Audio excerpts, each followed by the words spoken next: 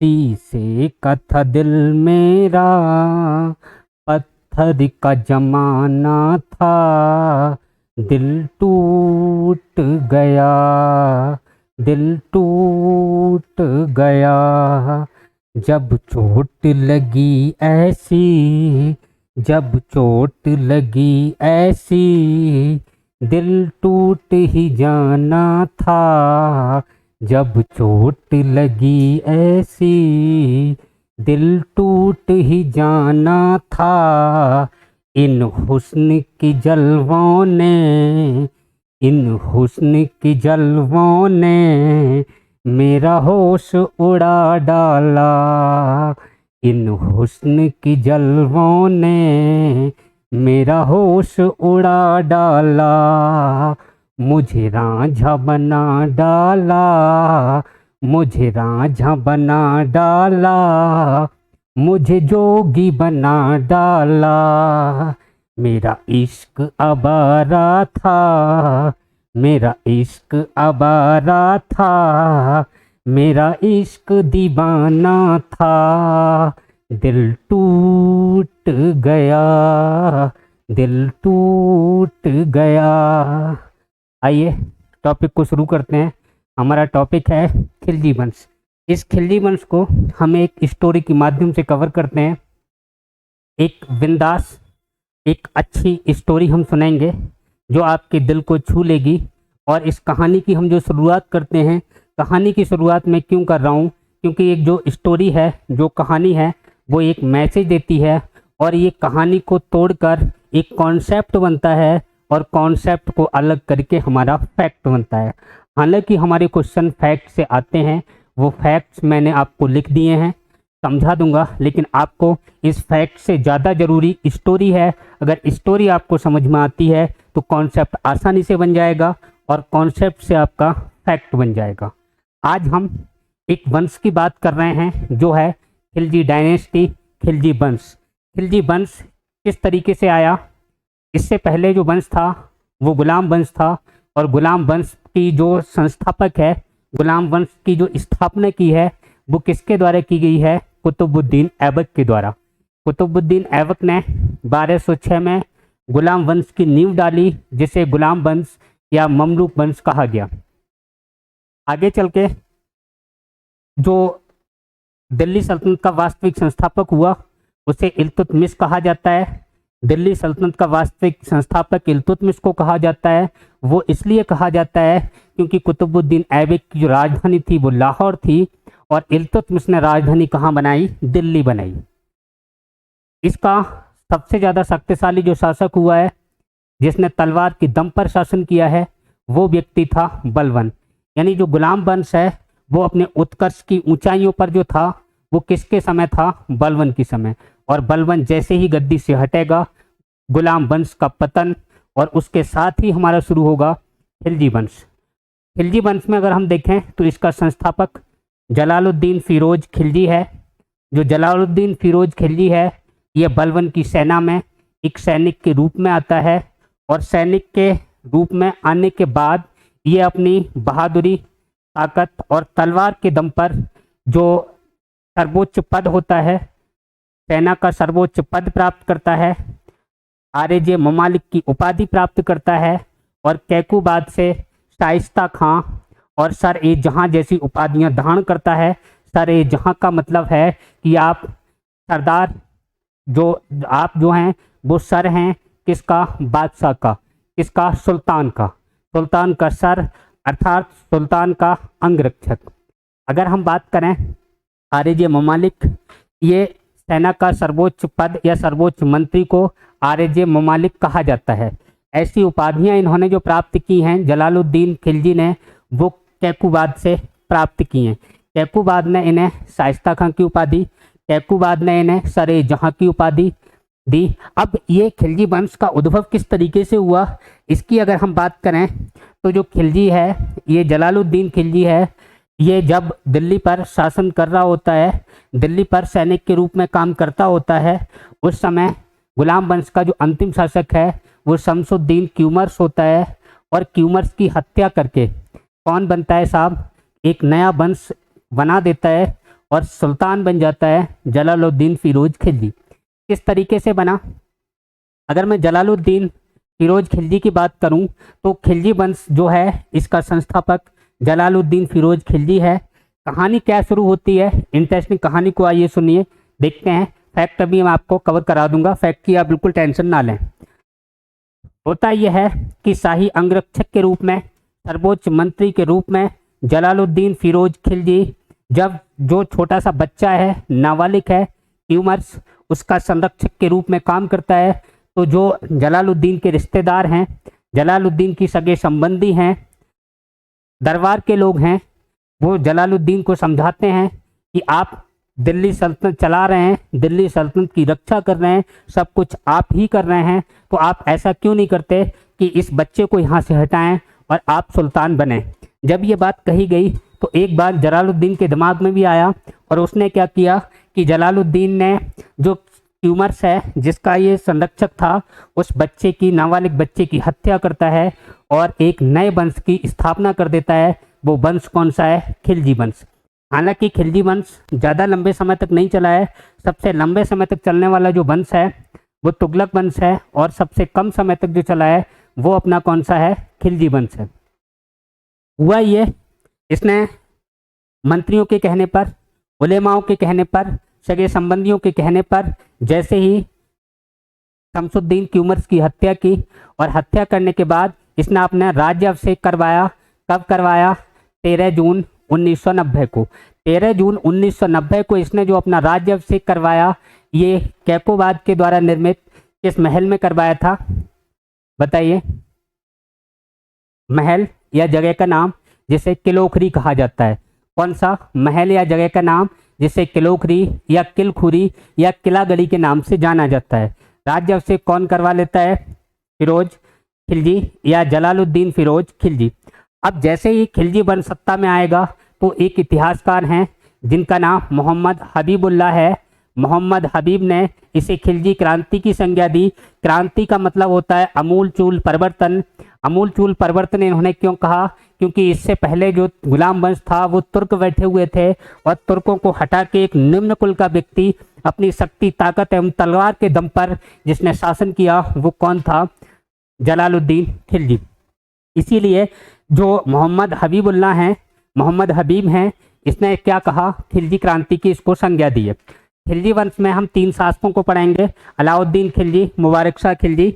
इसके आगे अगर हम देखें तो जलालुद्दीन खिलजी से संबंधित जो महत्वपूर्ण फैक्ट हैं उनको अभी देखिए, फिर हम कहानी शुरू करते हैं। खिलजी वंश का संस्थापक कौन है? जलालुद्दीन खिलजी। राज्य से कहाँ हुआ? किलखुरी या किलागढ़ी, दिल्ली के निकट एक मंगलपुरी। होता क्या है, जो जलालुद्दीन फिरोज खिलजी है, इन्होंने मंगोलों का डटकर मुकाबला किया और इन्होंने मंगोलों से 22 युद्ध लड़े, 22 लड़ाइयाँ जीता। 22 लड़ाइयाँ जीता तो जलालुद्दीन फिरोज खिलजी है, ये सैनिक के रूप में इतिहास में प्रसिद्ध है, लेकिन जैसे ही ये शासक बनेगा ये फ्लॉप हो जाएगा। फ्लॉप होने का कारण क्या है वो मैं अभी आपको बता रहा हूँ। यहाँ पे देखिए कि इसने क्या किया, इसकी पुत्रियां हैं, एक पुत्री की शादी ये मंगोल से कर देगा, और मंगोल कौन है? उल्लुग खां, जो इसका सेनापति भी होगा। दूसरी शादी ये अपने भतीजे से करेगा, भतीजा या दामाद जिसको कहा जाएगा वो है अलाउद्दीन खिलजी। अलाउद्दीन खिलजी से जिस लड़की की ये शादी करेगा वो मल्लिका ए जहां है, यानी कि जहां की मल्लिका। जहां का मतलब विश्व की, संसार की मल्लिका। ये किसका नाम है? जलालुद्दीन की पुत्री का नाम या अलाउद्दीन खिलजी की पत्नी का नाम। यहाँ पे अगर हम देखें ये क्या काम करता है कि जितने भी ये मंगोल हैं, जब उल्लुग खां से शादी कर देगा तो मंगोलों की कुछ सहानुभूति इसके साथ होगी, और इसके कहने पर ये बड़े पैमाने पर लगभग 2000 लोगों का क्या करवाएगा भाई साहब? 2000 लोगों का धर्म परिवर्तन करवाएगा। कबूल है, कबूल है, कबूल है। और क्या कबूल है? इस्लाम धर्म कबूल है। इसमें ये जो 2000 लोग हैं ये मंगोल होंगे। मंगोल किस जाति के होते थे? बौद्धिस्ट होते थे, बुद्ध होते थे, जिन्होंने दिल्ली में एक नगर की स्थापना की, एक नगर बसाया जिसे मंगोलपुरी कहा गया, और इन लोगों को नवीन मुसलमान कहा गया। इसके बाद हम देखें जो चंगेज खां हैं, चंगेज खां का वंशज ही क्या कौन है? उल्लुग खां। चंगेज खां का वंशज कौन था? उल्लुग खां, जिससे जलालुद्दीन फिरोज खिलजी ने अपनी पुत्री का निकाह किया, शादी की। इसके बाद अगर हम देखें जो जलालुद्दीन फिरोज खिलजी है, ये जो व्यक्ति है ये बहुत उदार व्यक्ति है, निरंकुश शासक है, केवल योग्यता के बल पर, प्रतिष्ठा के बल पर शासन कर रहा है, निम्न कुल का है, अपनी ताकत और शक्ति के दम पर ये शासक बना है। लेकिन ये कहता है कि मैं कभी बलवन की गद्दी पर नहीं बैठूंगा, जिसकी मैंने जिंदगी भर सेवा की है, अपने ही भाइयों को, मुसलमानों को नहीं सताऊंगा, चाहे वो चोरी करें, बदमाशी करें, जो भी करें, उन्हें मैं दंड नहीं दूंगा। दूसरी बात, लेकिन एक बात जो आपको ध्यान रखनी है, ये मुसलमानों को कह तो रहा है, लेकिन एक यहाँ पे कलंक आपको देखने को मिलेगा, और वो कलंक क्या है कि जो फरीद बाबा थे उनके शिष्य को इसने क्या कर दिया, हाथी के पैरों तले कुचलवा दिया। ये पॉइंट आपको ध्यान रखना है, हाथी के पैरों तले किसको कुचलवा दिया, जो बाबा फरीद हैं उनके शिष्य, जिनका नाम सीदी मौला है। क्या नाम है? सीदी मौला।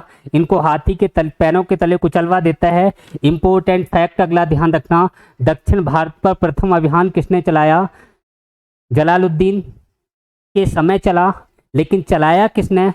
अलाउद्दीन खिलजी ने। इंपॉर्टेंट क्वेश्चन है, दिल्ली सल्तनत में दक्षिण भारत पर अभियान चलाने वाला प्रथम शासक, तो शासक का नाम अगर पूछा जाए तो जलालुद्दीन होगा। किसके नेतृत्व में चला? तो आंसर क्या होता है? अलाउद्दीन खिलजी के नेतृत्व में चला है। बात क्लियर हो गई? यह अभियान अलाउद्दीन खिलजी के ने देवगिरी के शासक किसके विरुद्ध चलाया था? रामचंद्र देव के। कौन है ये? देवगिरी के शासक हैं। कब चला? 1294 में। और 1294 में शासक कौन था? जलालुद्दीन। ये 1290 से 1296 तक रहेगा और 96 में इसकी मृत्यु हो जाएगी। जलालुद्दीन के समय मलिक छज्जू ने कड़ा मानिकपुर में विद्रोह कर दिया और अलाउद्दीन कड़ा मानिकपुर का क्या हो गया? सूबेदार। होता यह है कि जलालुद्दीन फिरोज खिलजी ने बड़े बड़े पदों पर बलवन के रिश्तेदारों को, बलवन के दामादों को नियुक्त कर दिया, और उनमें से ही मलिक छज्जू है, ये बलवन का दामाद है, जिसे इन्होंने कड़ा मानिकपुर का सूबेदार बना दिया। और कुछ समय बाद जो कड़ा मानिकपुर में मलिक छज्जू है, ये विद्रोह कर देगा, और इस विद्रोह को दबाने कौन जाएगा? अलाउद्दीन खिलजी। और अलाउद्दीन खिलजी को सूबेदारी मिल जाएगी कहाँ की? कड़ा मानिकपुर की। आइए आगे देखते हैं। अलाउद्दीन खिलजी कड़ा मानिकपुर में अलाउद्दीन जलालुद्दीन खिलजी की हत्या कर देता है, और 1296 में जो अलाउद्दीन खिलजी है ये खुद गद्दी पर बैठता है। आइए फैक्ट हमने देख लिए, अब कहानी शुरू करते हैं। और कहानी क्या है? कहानी सुनिए, बड़ा मजा आएगा आपको। दिल थाम के बैठिए, कहानी सुनते हैं। और कहानी क्या है उस कहानी को हम देखते हैं। जो जलालुद्दीन खिलजी है, ये उलेमाओं के कहने पर, रिश्तेदारों के कहने पर एक नाबालिग बच्चे की हत्या करके शासक बनता है। अब जो उलेमा थे, इसके रिश्तेदार थे, इसके संबंधी थे जलालुद्दीन खिलजी के, ये जलालुद्दीन खिलजी ने जलालुद्दीन खिलजी को जो शासक बनाया वो इसलिए बनाया कि जलालुद्दीन खिलजी हमें उच्च पद देगा, सूबेदार बनाएगा। लेकिन जलालुद्दीन खिलजी ने ऐसा नहीं किया। जलालुद्दीन खिलजी ने बलवन के रिश्तेदारों को बिठा दिया। अब एक बात बताओ आप कि अगर कोई व्यक्ति आपको शासक बनवा रहा है, आपको विधायक बनवा रहा है, आपको एमएलए बनवा रहा है, आपको एमपी बनवा रहा है, और वो फंडिंग कर रहा है, आपका सहयोग कर रहा है, और जब आप विधायक बन जाएं तो आप उसी की ना सुने, उसी को कोई पद ना दें, तो वो लोग क्या हो जाएंगे? खिलाफ हो जाएंगे। यही कारण है कि जलालुद्दीन के खिलाफ वो सब लोग हो गए जिसने जलालुद्दीन को शासक बनवाने में मदद की। अगर मान लो किसी व्यक्ति ने विधायक पद के लिए जो दावेदार है, उम्मीदवार है, उसको 4 लाख रुपए की फंडिंग की, क्योंकि भाई साहब जब ये जीत जाए तो हमें सड़क के ठेके दे, हमें दारू के ठेके दे, हमें जो अन्य सुविधाएं हैं वो मिले। और अगर वो व्यक्ति उन्हें कोई सुविधाएं नहीं देता, दारू के ठेके किसी और को दे दे, सड़क के ठेके किसी और को दे दे, तो क्या होगा भैया? वो विरोधी अपोजिट में जाएंगे, नहीं जाएंगे? बिल्कुल जाएंगे। और यही होता है जलालुद्दीन खिलजी के साथ। अब इधर क्या, जलालुद्दीन खिलजी ने अपनी पुत्री जिसका नाम मल्लिका जहां, इसकी शादी किससे कर दी भाई साहब? अलाउद्दीन से, जो इसका भतीजा है, दामाद भी हो गया। हुआ ये, अलाउद्दीन खिलजी निठल्ला बैठा है और अपनी पत्नी से, मल्लिका जहां से कह रहा है, बाबू जानू अपने डैडी से कहो ना कि मुझे भी कोई उच्च पद दें, मुझे भी कहीं का सूबेदार बनाएं, तो इसकी जो पत्नी है मल्लिका जहाँ, जो अपने पापा से कहती है, डैडी, पिताजी, आप इन्हें भी कोई उच्च पद दे दो, अलाउद्दीन खिलजी को भी कहीं का सूबेदार बना दो। अब पत्नी जब पिता से कह रही है, अलाउद्दीन की पत्नी अपने पिता जलालुद्दीन से कह रही है, तो पिता कुछ तो सोचेगा। लेकिन उसी समय अचानक से एक घटना घटती है, और घटना क्या घटती है कि जो मलिक छज्जू है ये विद्रोह कर देता है। मलिक छज्जू ने जैसे ही विद्रोह किया, जलालुद्दीन ने सोचा कि चलो ये एक अच्छा मौका है, इसे विद्रोह को दबाने भेजते हैं और इसे हम यहाँ का सूबेदार बना देंगे। हुआ यही, अचानक से विद्रोह हुआ, मलिक छज्जू ने विद्रोह कर दिया और यहाँ अभियान लेके जो गया वो अलाउद्दीन खिलजी गया। अलाउद्दीन खिलजी जैसे ही कड़ा मानिकपुर के अभियान को सफल बना लेगा तो इसे कड़ा मानिकपुर का सूबेदार नियुक्त कर दिया जाएगा। तो जलालुद्दीन के समय अलाउद्दीन कहाँ का सूबेदार है? कड़ा मानिकपुर का सूबेदार है। आगे स्थिति क्या है, आगे स्टोरी क्या है कि कड़ा मानिकपुर का जैसे ही ये सूबेदार बना तो जो अलाउद्दीन खिलजी है इसके पास एक ज़बरदस्त दोस्त है, एक बहुत अच्छा दोस्त है। ईश्वर करे आपको भी ऐसे दोस्त मिलें जो इसे बहुत अच्छी राय देता है, सब अच्छी अच्छी बातें इसे बताता है। ये ऐसा दोस्त नहीं है जैसे कि आज के दुनिया में जो हमारे दोस्त होते हैं वो कि चल गुटखा ले आ, चल बीड़ी ले आ, चल आज समोसे मंगवा ले, ऐसा दोस्त नहीं है। ये बहुत अच्छी राय देता है। और क्या राय दी? एक दिन कड़ा मानिकपुर में अलाउद्दीन खिलजी बैठा है और उसका दोस्त जिसका नाम अला उल मुल्क है ये बैठा है। ये कहता है कि भाई साहब, दोस्त यार, एक बात बता कि मुझे शासक बनने के लिए, सुल्तान बनने के लिए सबसे ज़्यादा ज़रूरी चीज़ क्या है? तो इसका दोस्त कहता है कि सबसे ज़्यादा ज़रूरी चीज़ है वो क्या है? पैसा। सबसे ज़्यादा ज़रूरी चीज़ क्या है? पैसा। क्यों पैसा पैसा करती है, क्यों पैसे पे तू मरती है, क्यों पैसा पैसा करती है, क्यों पैसे पे तू मरती है? भाई साहब, आप पैसे पर ही मरो, पैसा ही सब कुछ है। बिना पैसा के शासन नहीं चलता, बिना पैसा के जीवन नहीं चलता। क्योंकि आप देखो, जो लड़कियां हैं इनके घर वाले हैं वो किसको देखते हैं? सरकारी नौकरी वाले को देखते हैं। क्यों देखते हैं? क्योंकि पैसा आएगा, प्राइवेट आदमी को हमें कोई नहीं पूछता। पैसे पे मरना अच्छी चीज़ है, या तो आप पैसे पे मरिए, संपत्ति के लिए लड़िए, या आत्मसम्मान के लिए लड़िए। आत्मसम्मान के लिए लड़ते हैं, अच्छी बात है। पैसे के लिए लड़ते हैं, अच्छी बात है। लड़कियों के पीछे मत भागिए, और जो मैटर है उनके पीछे आप मत लड़िए। बात क्लियर हो गई? आगे क्या होता है, जब इसके दोस्त ने कहा कि मुझे कि सबसे ज़रूरी चीज़ पैसा है, तो अलाउद्दीन ने कहा कि पैसा कहाँ है? तो इसके दोस्त ने कहा कि पड़ोस में, बगल में देवगिरी है, जहाँ का शासक कौन है? रामचंद्र देव है, रामचंद्र यादव है, चलो इसी पर अटैक करते हैं। होगा क्या कि अलाउद्दीन ने कड़ा मानिकपुर का सूबेदार रहते हुए देवगिरी पर अटैक कर दिया, जहाँ का शासक कौन था? रामचंद्र देव था। और रामचंद्र देव पर अटैक किया, देवगिरी पर जो अटैक किया, वहाँ से अकूत संपत्ति लूट के लाया कौन? अलाउद्दीन खिलजी। अब अलाउद्दीन खिलजी जो अकूत संपत्ति लूट के लाया है, ये सूचना जैसे ही सुल्तान को पता चलेगी, धीरे धीरे ये खबर दिल्ली पहुंचेगी। और दिल्ली में सुल्तान कौन है? जलालुद्दीन फिरोज खिलजी। जलालुद्दीन ने कहा कि इसकी इतनी हिम्मत, मुझसे बिना पूछे देवगिरी पर अटैक कर दिया, देवगिरी को लूट लिया। सुल्तान मैं हूँ, बादशाह मैं हूँ, मुझसे पूछना चाहिए। दिल्ली का हुजूर आला मैं हूँ, और मुझसे बिना पूछे देवगिरी पर अटैक कर दिया। जलालुद्दीन फिरोज ने कहा कि दरबार में अलाउद्दीन खिलजी को पेश किया जाए। इधर अलाउद्दीन खिलजी का जो भाई है वो दरबार में रहता है, हाथ जोड़ के खड़ा हो गया कि हुजूर आला, जो अलाउद्दीन है वो आपसे बहुत डरा हुआ है, वो दिल्ली नहीं आ सकता। अब अलाउद्दीन खिलजी ने कहा कोई बात नहीं, वो दिल्ली नहीं आ सकता तो हम कड़ा मानिकपुर जाएंगे। अब देखो, ये 70 साल की उम्र है और ये बहुत गलतियां कर रहा है।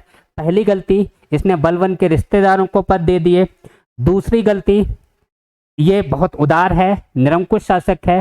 तीसरी गलती ये फिर करने जा रहा है, कौन सी गलती? कि अलाउद्दीन से मिलने कड़ा मानिकपुर जा रहा है। एक बात बताइए, आप शासक हैं, आप राजा हैं, किसी सूबेदार के यहाँ मिलने जाएंगे? अगर आप मान लो आप डीएम बन गए, आप मुख्यमंत्री बन गए, और अगर कोई कर्मचारी ये कह रहा है कि मुझे डर लग रहा है, मैं नहीं आ सकता, तो क्या आप उससे मिलने जाओगे? ना बाबा ना, बिल्कुल नहीं जाना है। क्योंकि आपकी जो प्रोटोकॉल है उसको बचा के रखना है, जो प्रोटोकॉल को नहीं तोड़ना है। और प्रोटोकॉल ये तोड़ेगा, आप शासक हैं, शासक की हैसियत से रहें, राजा हैं, राजा की हैसियत से रहें, डीएम हैं, डीएम की हैसियत से रहें, मुख्यमंत्री हैं, मुख्यमंत्री की हैसियत से रहें। और ये बहुत उदार शासक है, ये फिर प्रोटोकॉल तोड़ रहा है, ये गलती पे गलती कर रहा है। ये वो गलती नहीं जो बचपन में बच्चे करते हैं, ये बचपन वाली गलती नहीं है कि आओ मिलें डॉक्टर खुराना से, वो गलती ये नहीं है। ये 70 साल का व्यक्ति है, बुढ़ापे वाली गलतियां कर रहा है।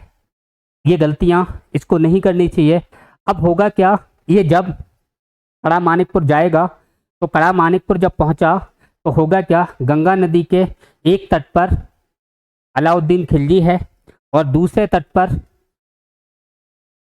पर कौन है, जलालुद्दीन अपनी सेना लिए गया है। जैसे ये सेना लेके जाएगा, वही व्यक्ति, वही अलाउद्दीन का भाई फिर हाथ जोड़ के जलालुद्दीन के सामने खड़ा हो जाएगा कि हुजूर, बादशाह, सुल्तान, अलाउद्दीन डरा हुआ है, आप ऐसा करो, सेना यहीं रोक दो और आप अकेले मिलने चले जाओ। जलालुद्दीन ने कहा, इसमें डरने की कौन सी बात है, वो हमारा भतीजा है, दामाद है, देवगिरी को लूटा, पैसा लूटा, धन लूटा, संपत्ति लूटा, अच्छी बात है, इसमें डरने की कौन सी बात है? अगर ऐसी बात है तो हम ही मिलने चलते हैं। अलाउद्दीन ने कहा, सैनिकों आप यहीं रुकिए, हम मिल के आते हैं।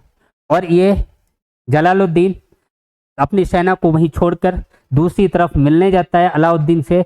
और अलाउद्दीन से जैसे ही मिलेगा, अलाउद्दीन के इशारों पर दो सैनिक इसका सर कलम कर देंगे, जलालुद्दीन फिरोज खिलजी का।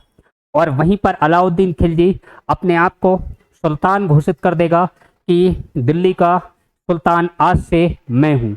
अब क्या होगा, जैसे ही जलालुद्दीन खिलजी की हत्या हुई, अलाउद्दीन ने भाले पर जलालुद्दीन का सिर टांगा और रथ को हाँकते हुए आ रहा है और कह रहा है, अगर किसी ने मेरे खिलाफ आवाज़ उठाई तो यही हश्र होगा जो सुल्तान का हुआ है। ये तो बादशाह है, तो इसकी ये हालत मैंने कर दी है, भाले पर सर लटका हुआ है और सेना चली आ रही है।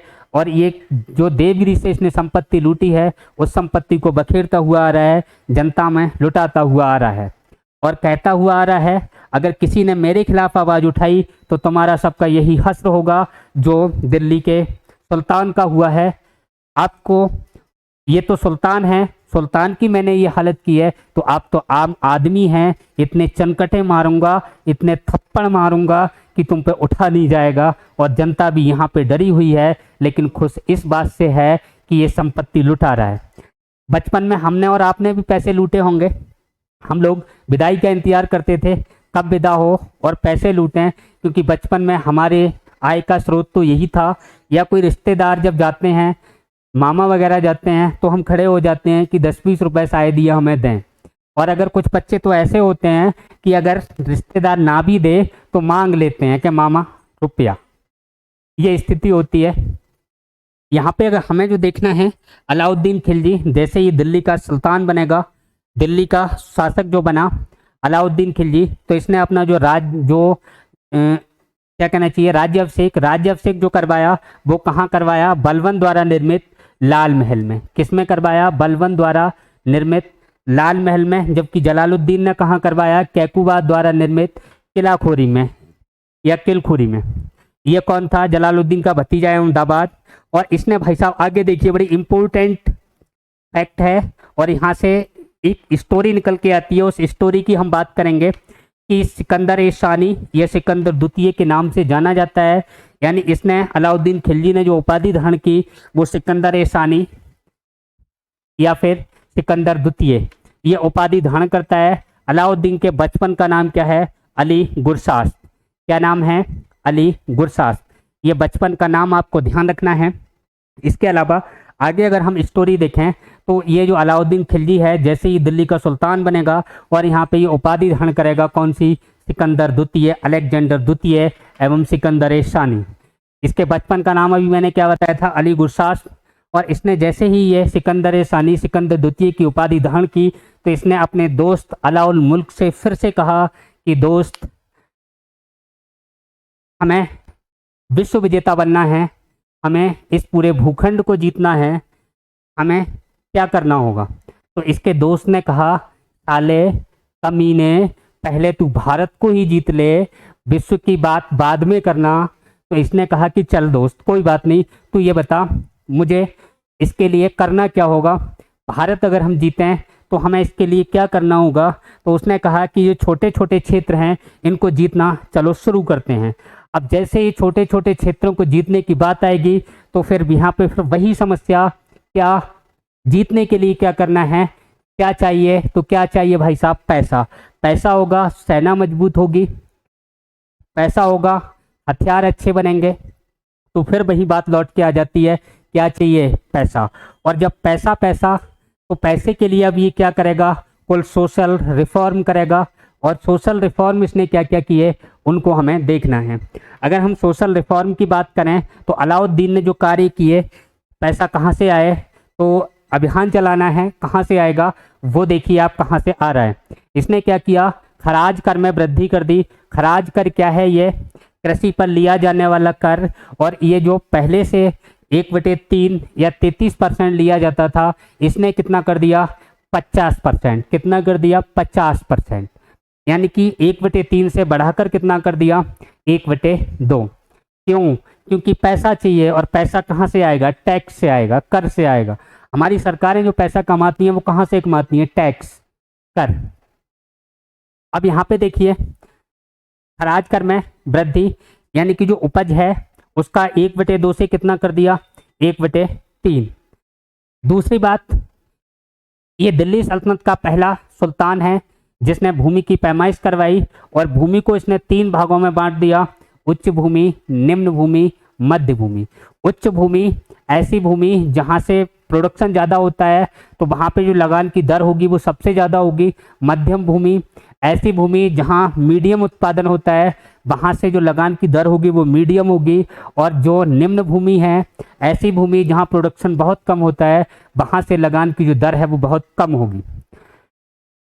यहाँ इसने भूमि की पैमाइश के लिए एक इकाई चलाई है, और वो इकाई क्या है, विस्पा। और भूमि को इसने 3 भागों में बांट दिया।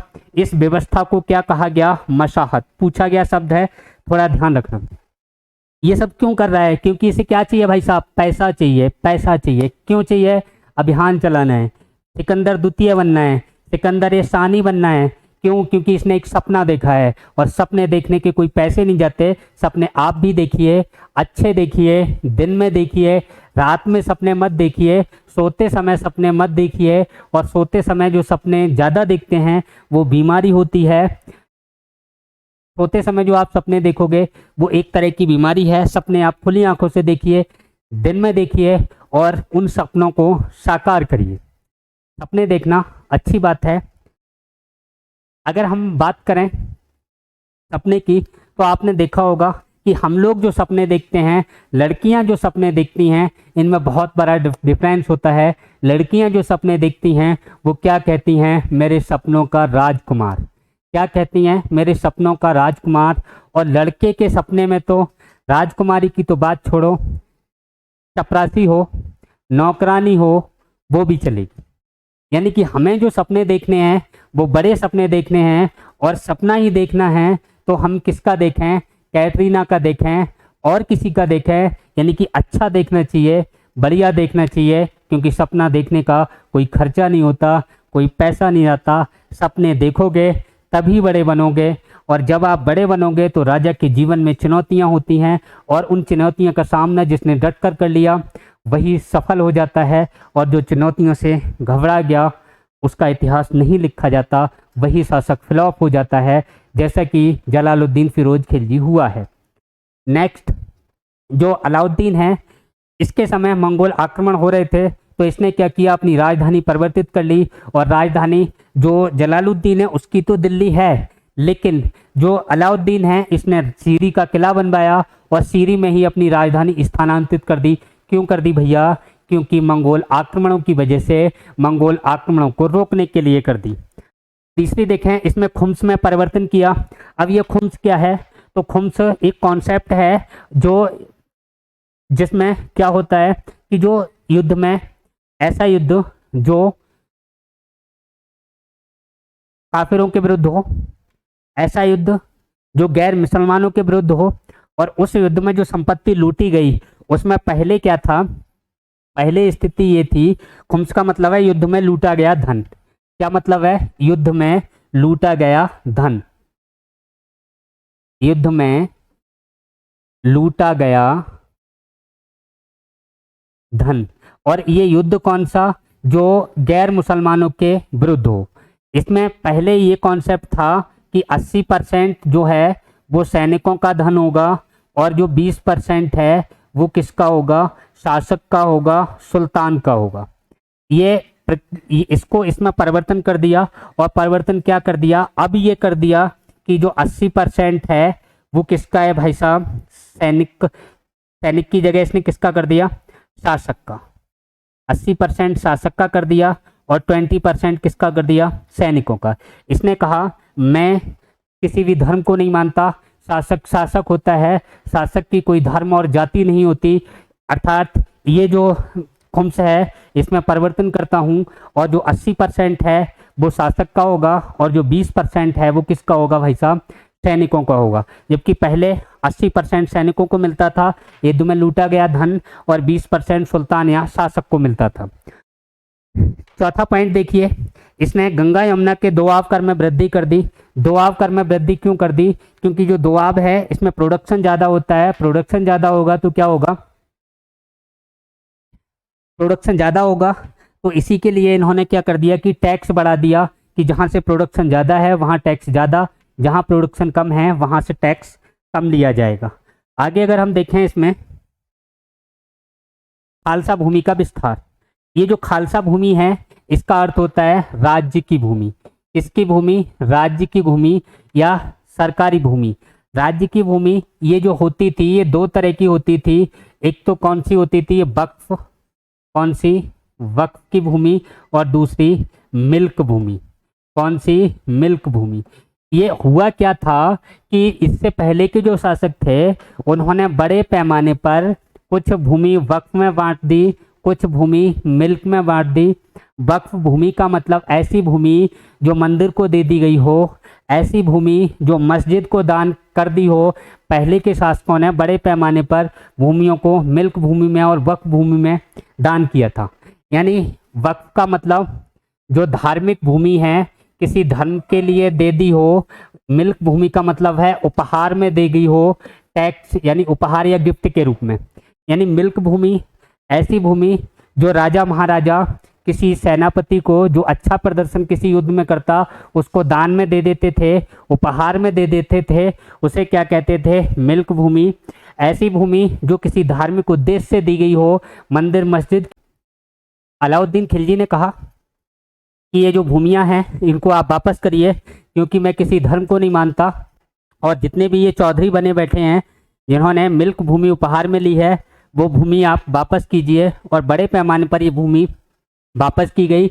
हुआ ये कि पहले राज्य की भूमि इतनी थी, अब इतनी हो गई, तो प्रोडक्शन बढ़ेगा नहीं बढ़ेगा? बढ़ेगा। यानी कि हुआ ये, राज्य का प्रोडक्शन बढ़ने लगा। क्यों बढ़ने लगा? क्योंकि जमीन राज्य के पास ज़्यादा होने लगी। बात क्लियर हो गई? दूसरा क्या? इसने दो नए कर यानी कि घरी कर और चरी कर। घरी कर मतलब होम टैक्स, घर पर लगने वाला कर। चरी कर का मतलब ये दुधारू पशुओं पर, यानी कि दूध देने वाले पशुओं पर लगाया जाता था। इसके बाद इन्होंने जकात कर मुसलमानों से वसूला। जैसे जजिया कर जो था वो किससे वसूला जाता था? गैर मुसलमानों से। और इसने मुसलमानों से एक कर वसूला, वो कौन सा था? जकात कर। ये सब क्यों कर रहा है? क्योंकि इसे क्या चाहिए? पैसा। और जब पैसा होगा तो अभियान चलाएगा। सपना क्या है? सिकंदर द्वितीय बनने का। इंपॉर्टेंट पॉइंट, भारत में सर्वप्रथम डाक प्रथा का शुरुआत किसने की है? डाक प्रथा की शुरुआत किसने की है? अलाउद्दीन खिलजी। डाक प्रथा, आजकल के टाइम में मोबाइल हैं, मैसेज कर लेते हो।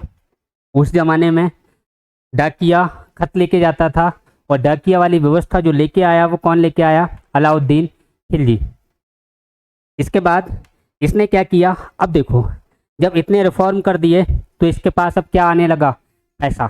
और इसने स्थायी सेना को रखना शुरू कर दिया, और जो सैनिक थे उन सैनिकों से कहा कि आज से एकता व्यवस्था खत्म, एकता प्रणाली खत्म, और मैं आपको नकद वेतन दूंगा। क्यों देगा? क्योंकि भाई साहब इसके पास पैसा है, इसने सोशल रिफॉर्म किया है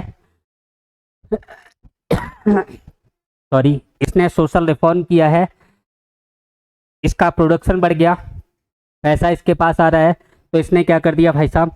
स्थायी सेना रखना शुरू कर दिया। इसने घोड़ों को दागने की प्रथा शुरू कर दी, और सैनिकों का हुलिया लिखवाने की प्रथा शुरू कर दी। होता ये था कि जो अच्छे किस्म के घोड़े थे वो अगर कहीं बदल ना जाएं, कोई उनको चोरी ना कर ले, किसी घोड़े से बदल ना दे, इसके लिए इन्होंने शाही मोहर का लगवाना शुरू कर दिया। घोड़ों पर जो शाही मोहर लगाई जाती थी उसको क्या कहा गया? दागने की प्रथा। जो सैनिक है, सैनिक को कोई विद्रोही ना घुसाए, राजा को मारने के लिए सैनिक के रूप में ना आ जाए, इसके लिए इन्होंने आई कार्ड बनवा दिया।